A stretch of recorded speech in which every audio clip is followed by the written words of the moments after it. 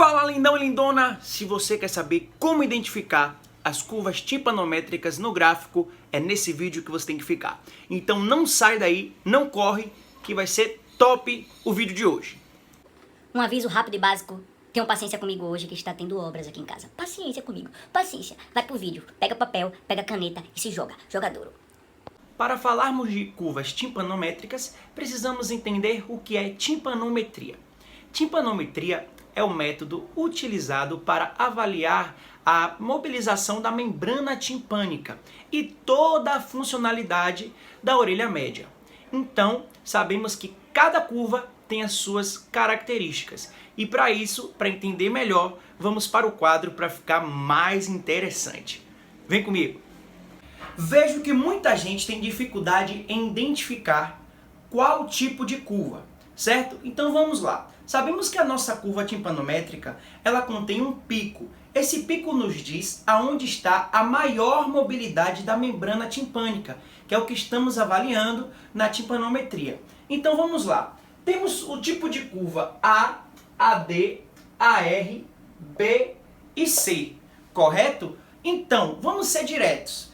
Como saber identificar a curva tipo A? É muito fácil. A gente sabe também que a curva tipo A, ela tem a AD e a R, que foram curvas que foram surgindo de acordo com os estudos, certo? Então, elas estão muito ligadas entre elas. Então, o que é que isso nos diz? É o seguinte, a curva tipo A, vamos para a curva tipo A. Foca aqui, eu e você. E o quadro, vamos lá, curva tipo A. A curva tipo A, ela vai estar sempre entre menos 100 e mais 100 de pressão. Isso nos diz o quê? Vamos traçar uma reta para ficar melhor nesses números que eu falei. Sabemos que a curva tipo A, ela vai estar sempre aqui nesse meio. Agora vamos entender aonde ela vai estar em relação à compilância, né? Vimos em relação à pressão, que ela vai estar entre menos 100 e mais 100. Agora vamos ver em relação à compilância.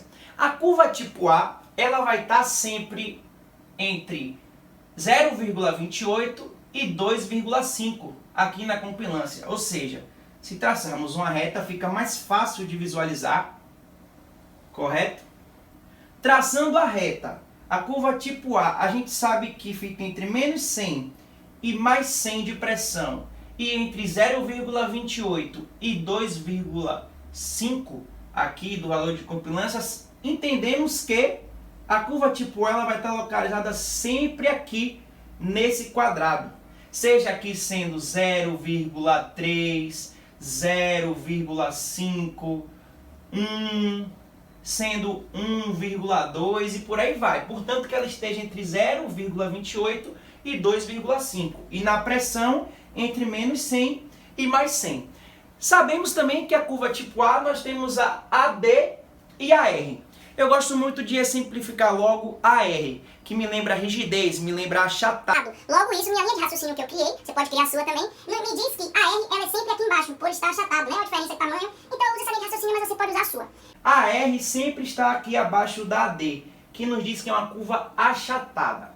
A curva AR, ela é muito parecida com a A, ela vai estar entre menos 100 e mais 100 de pressão, e o pico dela de compilância vai estar sempre abaixo de 0,8. Agora que eu já tracei aqui as linhas, fica mais fácil entender. A gente percebe que a curva tipo AR, ela vai estar sempre localizada aqui. Ou seja, a curva tipo AR pode ser 0,1, 0,2 e por aí vai. Sempre abaixo de 0,28. Muito fácil. Ah, e a curva tipo AD? Como é que eu sei? Como é que eu identifico? Então vamos lá. A curva tipo AD, ela é muito parecida com a A e com a R. Mas o que muda é aonde vamos encontrar esse pico da curva. Então, curva tipo AD vai estar também sempre entre menos 100 e mais 100 de pressão, certo? Nessas linhas que a gente já traçou. E o pico dela de compilância vai estar sempre acima de 2,5, ou seja, sempre acima daqui, ó, Então sabemos que a curva tipo AD vamos encontrar sempre aqui. Isso quer nos dizer o quê? Que a curva tipo AD podemos encontrar 2,8, podemos encontrar 3, né, no pico, ou seja, sempre acima de 2,5. Muito fácil, descobrimos agora todas as características das curvas tipo A, tanto A quanto AD quanto AR. Vamos agora para a curva tipo C, tá? Tá anotando tudinho? Tá com calma? Qualquer coisa, pausa o vídeo e faz as anotações. É muito simples, tá bom? Então, a curva tipo B, como saber? É muito fácil. Você pensa em tipo B, você pensa, curva tipo B não tem pico. Não tem pico? Como assim não tem pico? Não tem pico. É exatamente isso. Um exemplo de curva tipo B é a seguinte. A gente sabe que na nossa tipanometria a gente colocou mais 200 de pressão, né? Aluno achou um valor e tal. Se a curva tipo B ela não tem o pico de compilância, isso nos quer dizer que não conseguimos encontrar uma mobilidade da membrana timpânica, a tal ponto de não conseguir achar o pico dessa curva. Ou seja, uma curva tipo B, ela vai estar sempre caracterizada mais ou menos desse jeito aqui, ó. Tipo B, aí ela vem, não acha o pico, ó. Não acha, não acha, não acha, não acha. Aí você está descendo a pressão, chega aqui lá no equipamento, coloca menos 400 e mesmo assim continua não achando a curva. Ou seja, essa é uma curva tipo B.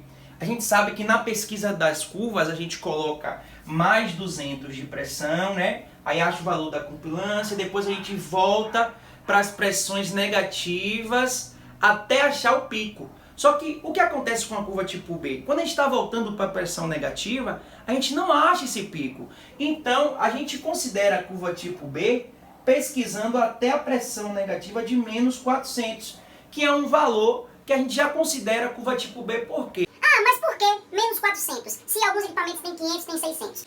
Considere essa pressão que a gente está se tratando é negativa. Isso pode ocasionar uma lesão no paciente. Então, aqui, chegou na pesquisa em menos 400, não achou pico, a gente já considera curva tipo B. É muito Simples, a curva tipo B é fácil, é linda, é maravilhosa. Então, tá anotando tudinho? Pega o papel, pega a caneta, anota, pausa o vídeo e se liga.